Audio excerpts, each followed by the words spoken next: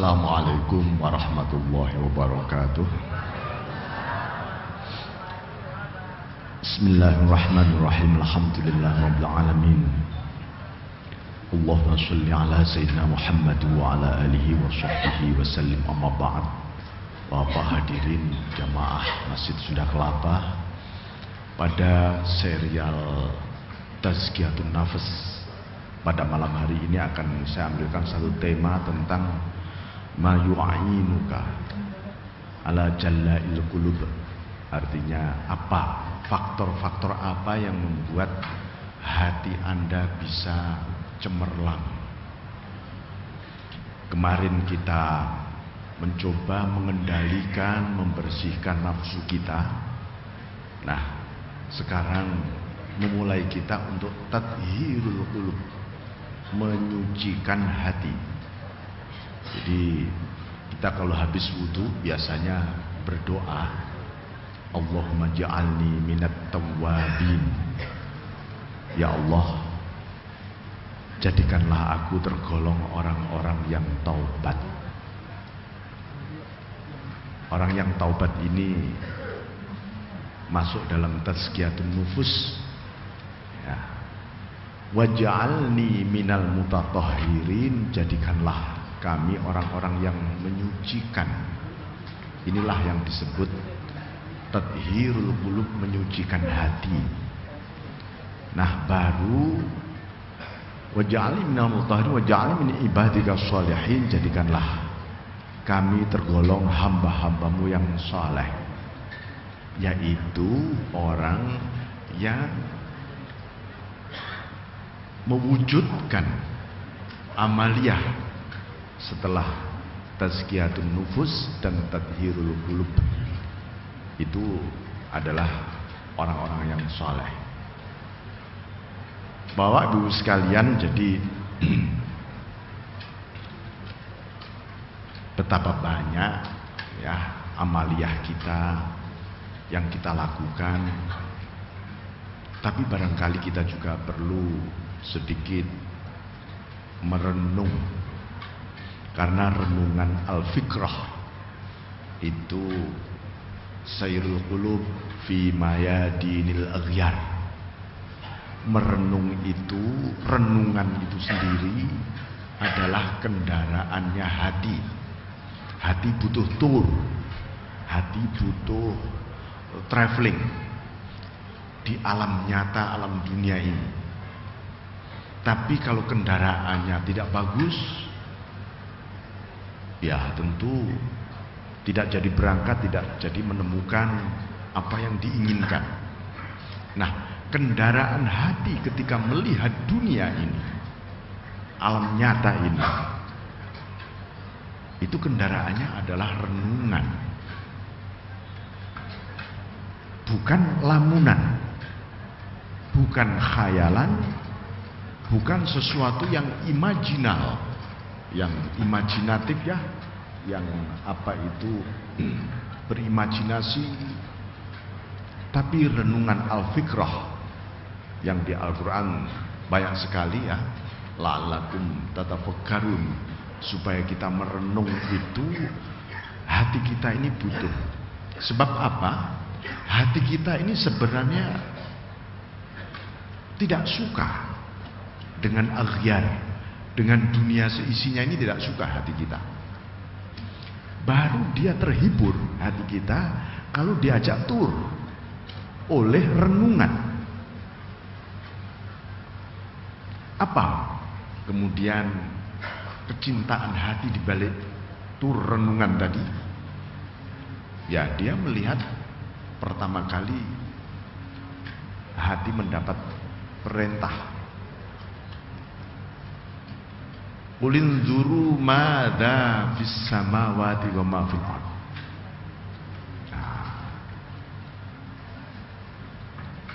Renungan tadi diperintah oleh Allah supaya mata hati mulai membuka. Kata fikrah, renungan tadi kepada hati. Hati, bukalah mata hatimu ketika engkau melihat alam nyata ini. al-mukawwanat, alam nyata ini. Apa? Kata renungan. Kalau engkau melihat daun, daun itu tumbuh. Nah, ini merenung ini. Sebenarnya apa yang tersembunyi di balik daun itu? Kenapa Allah memerintahkan kita? Lihatlah apa yang tersembunyi di balik daun. Bukan memerintahkan lihatlah daun, tidak. Lihatlah yang tersembunyi di balik daun. Nah, hati mulai mengiyakan karena dia diajak, diketuk oleh renungan untuk membuka mata hatinya. Begitu membuka mata hatinya, apa yang terjadi di balik daun? Dia bertanya kepada renungan, "Hai fikrah, ada apa di balik daun itu?" Kemudian fikrah, renungan menjawab, di balik daun ini ada nama-nama Allah. Nah, hati kemudian memandang daun itu yang tersembunyi di balik daun. Hati mulai berkembang. Hati butuh pertumbuhan. Kalau hati nggak pernah bertumbuh, dia tidak pernah dewasa. Iman kita tidak pernah dewasa. Nah, contoh iman yang tidak pernah dewasa apa? Ada masalah sedikit, mengeluh kita.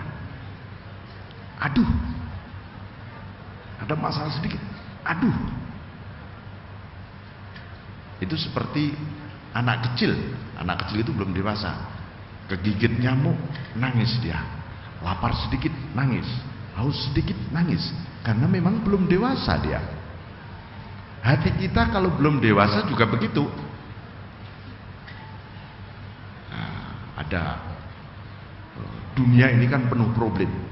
Nah, ketika hati belum dewasa melihat dunia, dia sangat ribet. Wah, ini masalah luar biasa. Tapi ketika dewasa, oh iya, karena dia diajari terus menerus oleh renungan. Hai hati, la tastaghrib wuku al-aqdar ma dumta fi hadhihi dar. Kata renungan, hai hati, janganlah engkau merasa asing dengan hiruk pikuk dunia ini sepanjang Anda masih hidup di dunia. Karena apa? Hati balik bertanya, kenapa begitu? Kata renungan, karena watak, sifat, dan karakter dunia ini problematis. Masalah. Hari ini selesai masalah, besok ada lagi. Kita selesaikan lagi, lusa ada lagi. Sepanjang madumta fi hadhihi dar, sepanjang kita masih hidup.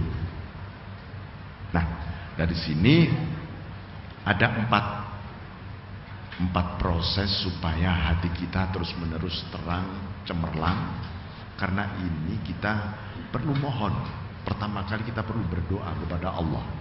Ya, doa yang antara lain doa yang penting ini, ya Allah, mohon diberi hati yang terang atau terangnya hati. Jalail qulub. Ya. Mohon diberi hati yang cemerlang.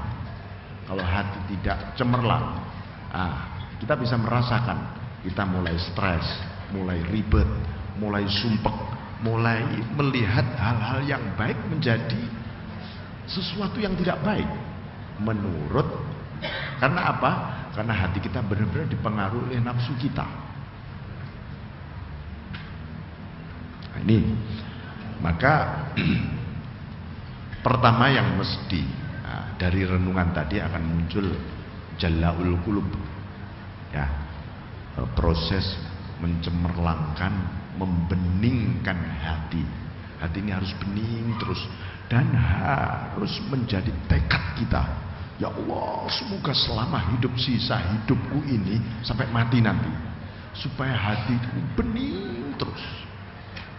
Kalau hatiku bening, ini menjadi cerminmu Allah. Kalau menjadi cerminmu, nah ini satu. maka akan muncul kasratul zikr.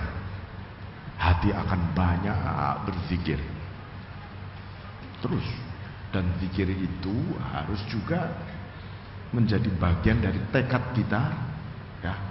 Jangan sampai ya Allah sisa hidupku ini tidak berzikir terus menerus kepadamu. Saya tidak ingin Tuhan zikirku pagi sebentar, siang sebentar, sore sebentar, malam sebentar. Sedangkan engkau mengingatku terus menerus. Allah itu mengingat kita terus menerus, tidak sebentar-sebentar. Nah, jangan sampai lalu kita memproyeksi Allah itu, saya tak bertemu Allah, kadang-kadang bertemu Allah, kadang-kadang tidak. Jangan. Karena Allah sendiri tidak pernah mengambil jarak dengan kita, kenapa kita membuat jarak dengan Allah? Karena itu al-haq laisa bimahjub. Allah itu tidak pernah termahjub, tidak pernah bisa ditutupi. Ya. Wa innamal mahjub. Kenapa? Muncul seakan-akan ada tutup antara kita dengan Allah. Sebenarnya yang menutupi itu adalah imajinasi kita. Khayalan kita seakan-akan ada tutup antara kita dengan Allah. Itu imajinasi kita loh sebenarnya.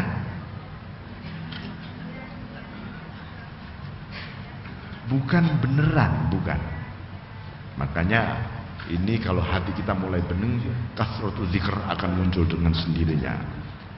Kedua, kita melatih luzumus sum, membiasakan hati kita diam.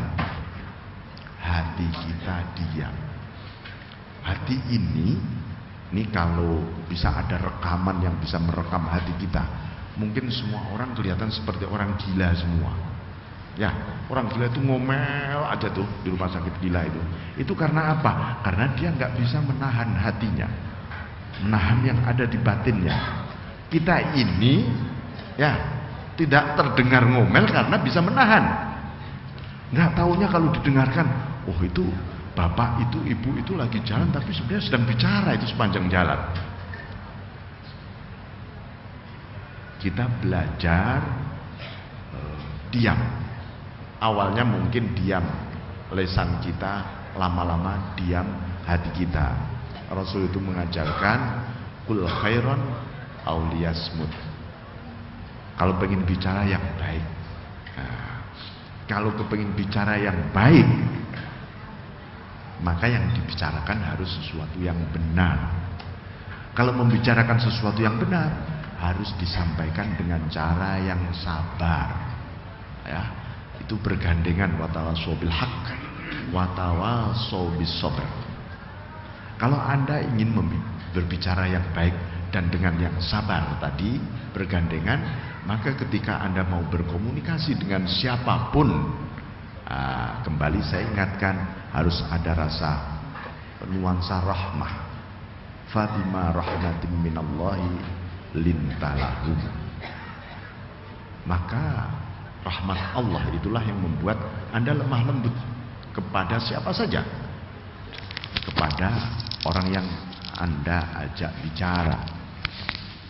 Walau kunta faddan ghalidhal qalbi lam faddu min haulik. Kalau keras kepala dan keras hati, teriak-teriak, itu pasti lari semua dari sisimu. Baik, saya lanjutkan. Jadi kita perlu belajar diam hati. Karena orang yang hatinya diam, maka sesungguhnya hatinya berzikir. Ya, hatinya wukuf. Hatinya wukuf. Wukuf ya seperti orang wukuf di Arafah itu diam. Diam di hadapan Allah. Nah, nomor 3, al-khalwah. Khalwat. Barangkali sering disampaikan ya mengenai apa itu khalwat, bagaimana prosesinya oleh Pak Profesor Nazarudin. Kholwat itu salah satu bentuk. Ada istilah kholwat, ada istilah uzlah. Kholwat itu bersembunyi, belajar menghindari hal-hal yang buruk di tengah-tengah kehidupan ini. Kemudian dilanjutkan, kalau sudah begitu hatinya yang kholwat, itu disebut uzlah. Hatinya di tengah-tengah keramaian tidak terpengaruh. Kita hidup di tengah keramaian. Yang dimaksud di tengah keramaian itu bukan sekadar ini lalu lalang kendaraan, ini lalu lalang bisnis ini. Tetapi yang disebut keramaian itu adalah banyaknya masalah, lalu lalangnya masalah. Ini keramaian. Hati kita tetap sunyi bersama Allah. Sebab apa? Ini banyak satu suasana slang secara rohani, ya. Ketika seseorang ada masalah, tiba-tiba diam-diam dia mulai mempertanyakan, apa Allah tidak sayang ya kepadaku? Satu, begitu pertanyaannya. Yang kedua, apakah nikmatnya Allah kepadaku ini tidak sempurna ya? Ini kalau dibiarkan pertanyaan ini akan muncul yang ketiga. Sebenarnya Allah itu memberikan mengekspresikan sifat-sifatnya, asma-asmanya kepada makhluknya. Ini kok mulai tidak adil ya. Nah, itu. Lalu orang mulai berteriak, Tuhan, mana bukti keadilan? Nah, ini sesuatu yang mesti kita hindari. Karena apa? Sebanyak apapun masalah yang Anda alami, seberat apapun, sepedih apapun, Allah, nikmat Allah, takdir Allah, kehendak Allah tetap maha sempurna kepada Anda. Nah, ini cara kita mulai tetap membuka diri kita kepada Allah. Jangan kita menutup diri pada Allah hanya gara-gara kita mulai curiga tadi. Nah, ini dilatih dengan kita kholwat tadi, ya. Dulu pernah saya ingatkan, mungkin sehari semalam kita punya waktu. Kalau nggak bisa 1 jam, setengah jam saja, diem saja di tempat khusus di rumah, berzikir, ingat Allah sambil merenung. Itu untuk refresh rohani kita, supaya ada proses pemurnian, penyegaran, lalu proses-proses menghidupkan unsur-unsur elemen-elemen jiwa yang mulai loyo, mulai sakit, mulai mati di situ. Nah, nomor 4, qillatul mat'am wasyurb. Jangan banyak makan dan minum. Nah, maksudnya begini, jangan sampai makan minum itu jadi hobi gitu loh, ya. Minggu depan saya mau makan di mana nih asiknya. Nah, ini mulai makan dan minum jadi hobi. Itu berarti makan dan minum kita bukan kita posisikan sebagai instrumen untuk membangun kekuatan kita untuk ibadah. Nah, jadi harus punya ini ketegasan kita pada diri sendiri. Kenapa kita dianjurkan puasa sunnah misalnya oleh Rasulullah? Itu karena manusia punya biasanya nih, kalau diteliti oleh para ulama dulu, kalau meneliti begini, kenapa kok ada Senin, ada Kamis gitu ya? Salah satu saja rahasia di antara rahasia, di hari Senin itu biasanya kalau Anda survei di Jakarta saja itu emosi orang luar biasa. Di hari Kamis biasanya syahwat orang luar biasa. Nah, ya toh. Ya syahwat makan, syahwat seksual, macam-macam itu. Itu di hari Kamis loh ya.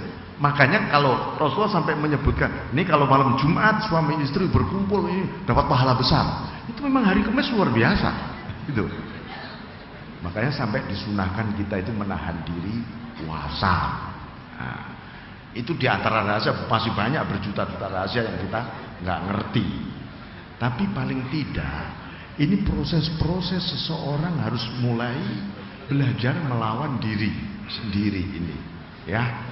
Dimulailah kita kalau makan itu jangan sampai kenyang. Rasulullah itu diibaratkan kalau makan begitu mau kenyang berhenti beliau. Itu bukan berarti makannya beliau nggak pernah habis, bukan. Itu makannya kira-kira nggak sampai kenyang begitu, ya. Makannya tidak sampai kenyang. Minumnya juga tidak banyak-banyak banget, walaupun bahwa minum itu tapi ada takaran-takaran yang berhubungan dengan kesehatan fisik kita maupun kesehatan batin kita. Jadi ini salah satu yang hati kita bisa memiliki continuity, ya, istiqomahnya hati ini untuk terus-menerus merasa memiliki koneksi dengan Allah. Ya, ini kita nih harus sering mengingatkan. Ini jalan, ini keluar dari masjid itu, jalan di jalan. Ya Allah, hatiku online nggak dengan Engkau, koneksi nggak dengan Engkau ini. Terus diingatkan dalam situasi dan kondisi apapun. Karena apa? Manusia itu tidak tahu usianya kapan, ya, berakhir. Jangan sampai di akhir hayat seseorang tidak sedang berkoneksi dengan Allah. Ya, mungkin kita lagi ngelamun alpa, lalu kita diambil nyawa kita oleh Allah. Wah, itu naudzubillah. Ya, makanya dilatih supaya di akhir hayat seseorang tetap koneksi online dengan Allah.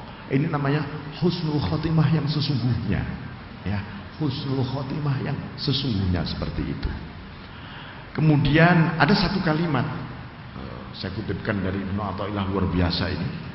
La taqtaqib an-nas fatahumul amal bal fatahumut taufik aktsaru minal amal. Jangan menyangka, ya, jangan menyangka, menduga, jangan Anda punya anggapan, asumsi bahwa manusia itu tidak banyak amal ibadahnya. Tapi sesungguhnya, banyak orang yang kehilangan taufik lebih banyak daripada kehilangan amal ibadah. Ya, amal ibadah apalagi di Indonesia yang paling tertib. Seluruh dunia orang beribadah paling tertib itu Indonesia. Bukan hanya di Mekah loh. Praktek seharian itu di Indonesia. Tapi barangkali ini bergerak ritualnya, aktivitasnya, tapi mungkin yang diiringi oleh taufik juga tidak banyak, ya, juga tidak banyak. Semoga kita tergolong orang yang terus menerus ketika melakukan amaliyah bersama taufiknya Allah.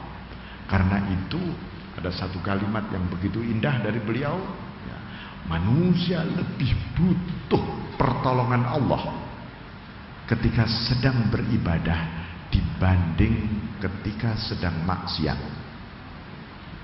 Kebanyakan orang, umumnya orang itu merasa saya butuh pertolonganmu Tuhan, karena saya sedang maksiat, saya sedang ingkar, saya sedang jauh darimu. Tapi sebenarnya yang paling dibutuhkan manusia justru ketika sedang ibadah. Kita itu ibadah menghadap Allah, Allahu Akbar. Ini kalau inayah taufiknya Allah nggak turun, kita kemana-mana. Kemana-mana ini bunyinya sih Bismillahirrahmanirrahim, alhamdulillah, sampai walam dhalim. Tapi nggak tahu ini tadi yang saya baca apa ya, gitu. Kadang-kadang at-tahiyat itu keliru Fatihah yang dibaca. Jadi ini soal kita butuh sekali pertolongan Allah ketika kita sedang beribadah. Karena ketika sedang beribadah itu adalah momentum, timing, waktu, kesempatan kita yang hanya padamu Allah. Ketika hanya padamu ini loh, ya Allah tolonglah aku biar wukuf, hudur, hadir di hadapanmu. Tanpa pertolonganmu aku tidak bisa hadir hatiku. Nah, jadi justru ketika kita sedang berbuat baik ini sungguh lebih banyak kita mohon pertolongan kepada Allah. Jangan sampai kita fatahumut taufik tadi, kehilangan taufiknya Allah. Nah, Bapak Ibu sekalian, jadi yang penting ini hati kita tadi, 4 hal tadi ditambah 3 hal berikutnya. Setelah 4 di bawahnya lagi ada 3. Ini gampang ya. Al-wukuf ala hududih. Kita tetap berpijak pada aturan lahiriah yang namanya syariah. Halal, haram, makruh, mubah, sunnah itu aturan lahiriah syariah. Kita berpijak di situ. Begitu juga aturan batiniah. Apa? Dapat nikmat, syukur aturannya. Dapat cobaan, aturannya sabar. Ya. Bisa beribadah, aturannya apa? Syuhudul minnah, menyaksikan anugerah Allah yang turun. Kalau berdosa, aturannya taubat. Itu aturan batin kita. Nah, kemudian nomor 2, al-wafa bi'uhudih. Kita menepati janji kita. Apa? Kita ini kan pernah berjanji di zaman azali dulu, sudah, bukan belum. Alastu birabbikum, aku ini Tuhanmu bukan. Semua manusia mengatakan semua mengatakan bala syahidna, ya Allah, kami menyaksikan engkau. Benar, itu janji kita, janji original, janji yang di zaman azali yang luar biasa. Nah, itu harus kita tepati. Yang kita wujudkan, raditu billahi rabba wa bil islami dina wa bi muhammadin nabiyya wa rasula. Itu janji awal kita. Jangan sampai kemudian aku rela, rupanya sehari-hari malah kita tidak rela Allah sebagai Tuhan. Kita lebih rela harta kita sebagai Tuhan, jabatan kita sebagai Tuhan, dukungan kita sebagai Tuhan. Loh, bergeser. Rupanya kita mulai bergeser dari janji kita. Begitu juga wabil islami dina, yang kita jadikan aturan, yang kita jadikan, kita yakini rupanya bukan agama kita, tapi pandangan-pandangan gaya hidup yang lain misalnya. Nah, ada agama baru, apa? Handphone misalnya. Ini agama baru Pak, itu kira-kira kalau orang diperbolehkan tawaf di Mekah sana bawa handphone, mungkin sambil begini tawafnya, muter. Saya sepanjang jalan dari rumah saya sampai sini itu di trotoar itu orang kok begini semua, agama baru banyak.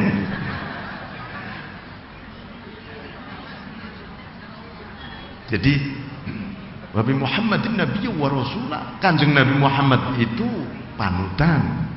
Rupanya kita lebih memiliki panutan yang lain. Ini bergeser, artinya janji kita kepada Allah ini mulai bergeser. Nomor 3 terakhir, al-gharqu fi syuhudih. Nah, ini yang paling berat. Tapi sebenarnya juga tidak berat. Kalau kita mendapat taufik, kita bersama Allah, yaitu tenggelam dalam musyahadah. Musyahadah itu menyaksikan. Yang menyaksikan mata hati kita. Tadi awal-awal kita sampaikan cara kita musyahadah kepada Allah itu ya melihat di balik. Ada angin, oh di balik angin ini ada namamu Allah. Aku memandang hatiku. Bukan hanya yang bersifat physically, non fisik, gelisah. Contohnya tadi, hatiku kok gelisah banget ya. Kalau Anda melihat gelisahnya akan semakin gelisah, merasakan gelisah, tapi rasakanlah yang tersembunyi di balik gelisah. Ada apa yang tersembunyi di balik gelisah? Ada Allah di situ. Maka akan netral gelisahnya. Kalau lagi senang gimana? Gembira. Jangan lihat kegembiraan, wujud kegembiraannya. Lihatlah yang tersembunyi di balik gembira. Maka ketika seseorang melihat Allah di balik gembira, dia mulai surut gembiranya. Gembiranya bukan pada wujud benda atau apa yang diinginkan, tapi al-farhu billah, gembira kepada Allah. Nah, ini gambaran supaya kita memandang yang tersembunyi tadi. Ya, ini al-ghurqu bisyuhudi. Makanya kita ini syahadah, ya, syahadah, penyaksian kita. Asyhadu an la ilaha illallah secara syariah kita ucapkan, secara qalbu namanya musyahadah. Jadi ada Islam, ada iman, ada ihsan. Dulu pernah sampaikan. Islam ketika membuat kesaksian namanya syahadah. Iman ketika membuat kesaksian namanya musyahadah. Ihsan ketika membuat kesaksian namanya syuhud.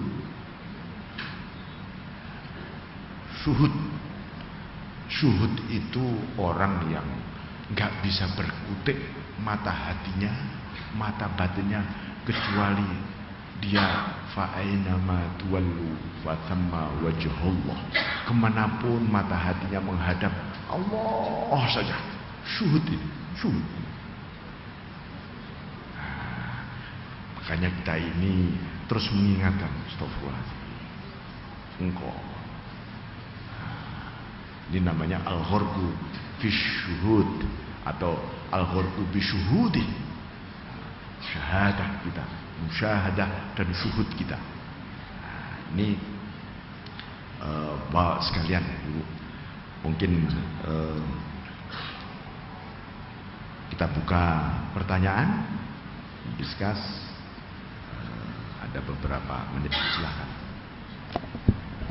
Baik para jamaah sekalian, masih ada beberapa waktu untuk kita dalam majelis kita ini. Kami persilakan dan alhamdulillah dipersilakan oleh guru kita bagi para jamaah sekalian yang ingin bertanya mengenai materi hari ini ataupun masalah yang lain. Kami persilakan bapak-bapak, kami persilakan mengenai masalah tazkiyatun nafas, atau ibu-ibu kami persilakan langsung ya yang ada di pojok sana. Tidak lupa langsung sebelum bertanya sebutkan nama dan langsung ke fokus pertanyaannya. Kami persilakan. Oh iya. Assalamualaikum warahmatullahi wabarakatuh. Saya Ibu Yoyoh dari Utan Kayu. Yang ingin saya tanyakan Pak Lukman, kan di dalam surat Al-Baqarah itu perintah Allah hanya dirikanlah sholat, tunaikan zakat, yang artinya seperti itu. Tapi di surat Al-Mu'minun, kalau tidak salah ya, ayat berapa saya lupa, itu kita kayaknya dituntut untuk khusyuk, karena orang-orang yang khosyiun itu adalah orang-orang yang menang. Nah, bagaimana kiat ini agar kita mencapai apa yang di surat Al-Mu'minun itu? Mohon penjelasan dari Pak Ustadz. Wassalamualaikum warahmatullahi wabarakatuh. Waalaikumsalam warahmatullahi wabarakatuh. Atau kita rampung satu penanya lagi, tadi ibu-ibu yang di sop pertama. Satu dulu ibu tadi udah nunjuk. Ya, kami persilakan ibu. Assalamualaikum warahmatullahi wabarakatuh. Waalaikumsalam warahmatullahi. Saya Nelly, saya mau tanya mengenai sholat syuruk itu apa ya Ustadz ya? Saya pernah dengar, apakah itu kalau nggak salah di antara, kalau salah saya tolong diperbaiki, Kalau nggak salah itu antara jam habis sholat subuh 1 jam setelah sholat subuh kalau nggak salah. Waktu. Itu waktu sholat suruk namanya. Oh, Kalau waktu nggak salah sholat ya. suruk. Suruk apa saya juga nggak begitu. Tolong dikoreksi Pak. Iya, Terima waktu kasih, Pak. suruk ya Bu ya. Assalamualaikum Iya. warahmatullahi wabarakatuh. Baik, satu lagi Bapak-bapak tadi ada yang mewakili, kami persilakan Bapak. Bismillahirrahmanirrahim. Assalamualaikum warahmatullahi wabarakatuh. Saya Agung dari Rawamangun. Terima kasih Ustadz. Saya akan coba menanyakan masalah tauhid. Di dalam surat Al-Ikhlas itu bahwa Allah menyampaikan bahwa Allah tidak walam yakul lahu kufuwan ahad, tidak sama dengan yang apa yang kita akan pikirkan atau tidak ada satupun yang menyamainya. Pertanyaan saya adalah ketika kita tadi Ustadz menyampaikan bahwa manusia itu berjarak atau dengan Allah itu ada jaraknya begitu. Tapi bagaimana kita mengetahui bahwa sesungguhnya tauhid kita itu betul-betul di dalam koridor yang benar begitu. Baik. Jadi tauhidnya bagaimana Ustaz? Jadi itu aja yang Iya, ibadahnya biar jarak, tidak ada penghalang jarak Iya. begitu kan. Terima kasih. Mengenai tauhid. Baik Pak Kiai, ada 3 penanya, mungkin langsung dipaparkan. Kami persilakan. Terima kasih Ibu. Jadi di dalam ayat mengenai perintah sholat dalam bentuk perintah ya, fi'il amar kalau di dalam ilmu gramatika atau ilmu nahwu itu tidak ada kata khusyuk sebagai fi'il amar, kata khusyuk sebagai kata perintah di Al-Quran itu. Nah, seluruh perintah tentang sholat selalu dengan menggunakan kata aqoma. Ada aqimis sholah, ada iqomatis sholah, wa muqimis sholah, ya, yuqimunas sholah. Nah, semua dengan menggunakan kata koma, yang artinya menegakkan. Perintahnya tegakkanlah. Nah, tapi kalau orang bisa khusyuk, diberi prize, diberi hadiah, diberi makom oleh Allah, namanya khosyi'un. Qad aflahal mu'minun alladzina hum fi sholatihim khosyi'un. Nah, khosyi'un bukan fi'il amar tapi di situ. Nah, ada anjuran tapi tidak dalam bentuk fi'il amar, misalnya antah sya'aqulubuhum li dzikrillah misalnya, tapi tidak ikhsya'u, tidak, karena Allah tahu betapa khusyuk itu sangat sulit dan manusia tidak pernah bisa mampu memprogram khusyuk. Wah, manusia mulai zaman Nabi Adam sampai besok kiamat nggak bisa. Saya mau khusyuk, kadar khusyukku nanti sekian, volumenya sekian, kira-kira saya benar-benar sudah final dengan khusyuk jam sekian, pas saya sujud, pas saya ruku, nggak bisa. Karena khusyuk itu mauhibah ilahiyah, anugerah ilahi. Manusia hanya bisa membangun, menyiapkan wadahnya khusyuk, wadahnya saja, terserah Allah. Tapi pasti Allah pas. Oh, ini wadahnya segelas, saya kasih khusyuk segelas. Tapi manusia juga tidak bisa menentukan yang segelas yang akan diberikan oleh Allah ini es, apa teh, apa kopi, apa jamu. Allah. Kita juga gak bisa memprogram.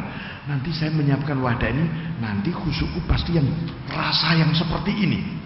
Makanya ibu-ibu ketika sholat merasa bisa khusyuk misalnya, jangan sampai kita klaim tadi saya khusyuk banget. Loh, jangan ya. Besok akan ada lebih khusyuk dari itu loh besok. Minggu depan akan ada rasa yang lebih dari itu. Makanya jangan kita membuat finalisasi ya terhadap proses kekhusyukan kita dengan Allah.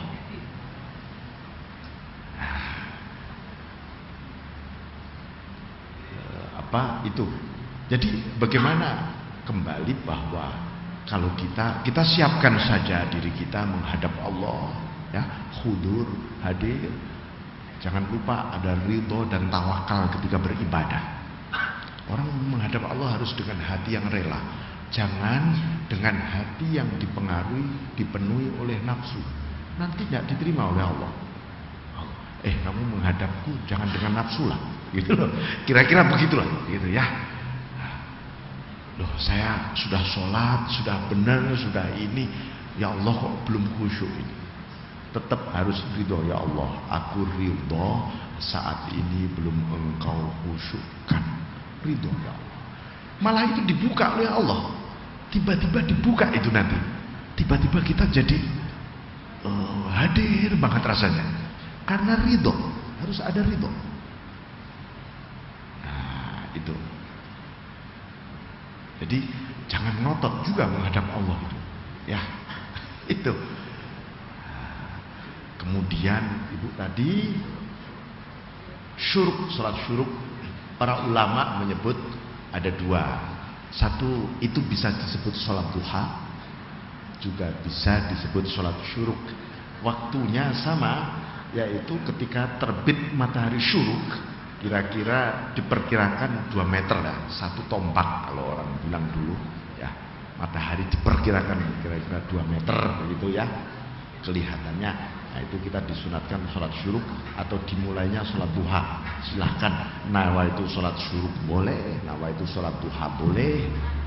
Nah, itu saja ya. Kenapa disebutkan orang sholat duha kok banyak dimudahkan rezeki oleh Allah? Janganlah kita ketika sholat duha ada persepsi, wah ini nanti rezeki banyak. Jangan malah. Allah memudahkan rezeki itu karena pada pagi hari ketika syuruk, ya kalau kira-kira kita itu jam 6 lebih lah ya, itu semua orang berburu dunia, seluruh dunia, wah berburu, berangkat semua berburu dunia. Loh, ini kok ada yang berburu Allah ini? 1-2 orang ini. Ini yang diperhatikan oleh Allah. Hal yang sama ketika di malam hari semua orang tidur. Loh, ini kok ada yang berdiri menghadapku. Apa yang dia inginkan sebenarnya? Aku ijabahi doanya. Nah, ya, kalau sholat duha jangan pernah punya persepsi biar banyak rezeki ya. Nah, yakin saja pada Allah, yakin lah. Sudah, kita sudah dibeli oleh Allah, sudah dijamin oleh Allah dunia akhirat. Orang beriman itu sudah, bukan belum.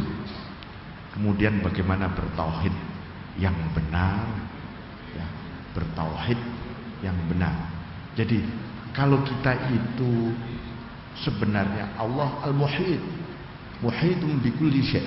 Allah meliputi segala sesuatu. Itu berarti tidak satu pun yang menyertai Allah. Tidak ada yang menyertai Allah, itu tidak ada. Jangan pernah kita punya persepsi, Allah di sana disertai oleh ini, itu makhluknya ini dan itu. Tidak. Allah tidak pernah disertai apapun. Kenapa? Karena Allah menyertai apapun. Kalau Allah menyertai apapun, tidak satu pun yang tersisa dari seluruh makhluknya. Walaupun detail-detail sampai dalam, sampai atom, sampai darah, disertai oleh Allah. Jadi berbeda dengan pandangan para filosof dulu. Para filosof yang berkeyakinan dengan adanya Tuhan, menurut dia Allah itu hanya nabuh gong saja, dung gitu. Selanjutnya itu Allah nggak ada urusan katanya. Itu nasibnya terserah alam, terserah manusia, hidup mati terserah manusia katanya. Allah nggak ada urusan. Tidak, Allah menyertai segalanya semuanya. Nah, tapi segalanya tidak bisa menyertai Allah. Allah yang menyertai kita. Kesadaran. Nah, ini praktek tauhid. Ada beriman, ada mempraktekkan iman. Anda tadi menyebut surat Al-Ikhlas, Qul huwallahu ahad, Allah Maha Esa. Itu namanya beriman. Nah, mempraktekkan iman gimana ya? Kalau aku sudah tahu Allah Maha Esa, Allah tempat bergantung, lalu ngapain saya harusnya? Nah, ini namanya praktek iman. Bagaimana cara lebur dalam keesaan Allah. Bagaimana caranya bergantung hati kita ini nggak putus-putus dengan Allah. Kan begitu, ini mempraktekkan tauhidnya As-Samad, tauhidnya Al-Ahad. Oh, lalu Nabi ngajari supaya kamu Allahus Samadmu nggak hilang. Nah, kamu berzikir. Ayat Al-Quran memerintahkan kita zikir terus menerus supaya kita bergantung terus pada Allah. Nah, ini hati kita. Walam yakul lahu kufuwan ahad, tak satu pun yang bisa menyamai. Nah, itu artinya apa? Jangan sampai kita menyebut Allahu Akbar itu akbarnya bergeser. Contohnya, wah kayaknya Allah itu di surga sana, di aras sana, bersemayam duduk di sana. Saya untuk menempuh bertemu dia ini harus melampaui ruang, waktu, dimensi ini baru ketemu Allah. Ada jarak antara kita dengan Allah. Kalau ada jarak antara kita dengan Allah, maka jarak itu pasti lebih besar daripada Allah. Dan jarak itu bisa menguasai Allah pasti. Jadi memang tidak pernah ada jarak itu. Ya. Jadi kenapa ya? Kok aku membayangkan? Itu bayangan khayalan kita sendiri sebenarnya. Khayalan saja itu. Ya, manusia itu kalau berkhayal luar biasa. Ya, dan itu bisa menimbulkan kekuatan luar biasa dari khayalan itu. Contohnya apa? Hipnotis, sihir, itu bermula dari khayalan semua. Yang dikristalkan menjadi kekuatan, tapi kekuatannya kekuatan zulmah, kekuatan gelap. Dulu sedikit pernah saya singgung, dan itu muncul dari apa yang disebut aku. Iblis mengatakan anak khairum minhu, aku lebih hebat, lebih dahsyat, lebih kuat, lebih ini daripada Adam kemarin sore yang baru lahir, bahan bakunya cuma dari lempung. Fir'aun mengatakan akulah Tuhan yang paling tinggi. Dua keakuan ini berkolaborasi menjadi satu kekuatan, ya. Dan ini dielaborasi juga untuk menjadi sistem pendidikan manusia modern. Coba selalu aku bisa, aku mampu, aku berdaya, aku hebat. Memang hebat nanti, tapi gelap. Anda saja mengatakan aku hebat. Satu kata mungkin durasinya beberapa detik. Ketika kita mengatakan kalimat seperti itu, pada saat yang sama sekian detik juga kita kehilangan Allah sebenarnya. Allah di mana ya aku katakan aku hebat beberapa detik tadi. Nah, kita sedang blank tadi, ya. Jadi makanya kita terus menerus mohon ampun kepada Allah. Astagfirullahaladzim, ya Allah, aku tadi mengucapkan aku berapa kali ya Allah. Astagfirullahaladzim. Untung kita ini beriman. Kalau nggak beriman, mungkin keakuan tetap muncul sebagai kekuatan besar dalam diri kita. Kita pun diobati oleh Allah saking cintanya. Hambaku, kamu tadi kepleset ya. Ayo kesini. Baca istighfar ya. Aku terima dengan terbuka. Luar biasa itu. Nah, saya kira itu Bapak sekalian, mohon maaf. Walafu minkum. Billahi taufiq wal hidayah. Mari kita berdoa sama-sama. Alhamdulillahirabbil alamin. Hamdan yuwafi ni'amah wa yukafi mazidah. Ya Rabbana lakal hamd kama yanbaghi li jalali wajhika wa 'azimi sultanik.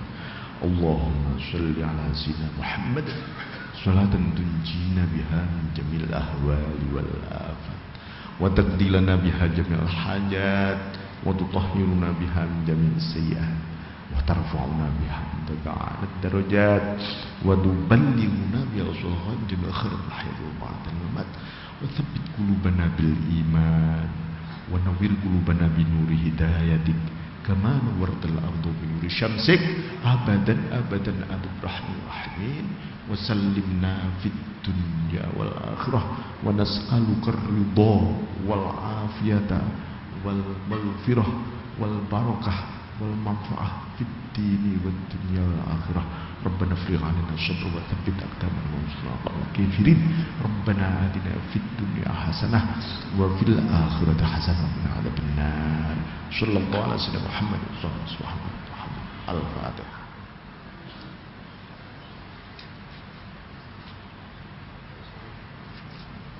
Assalamualaikum warahmatullahi wabarakatuh. Waalaikumsalam warahmatullahi wabarakatuh.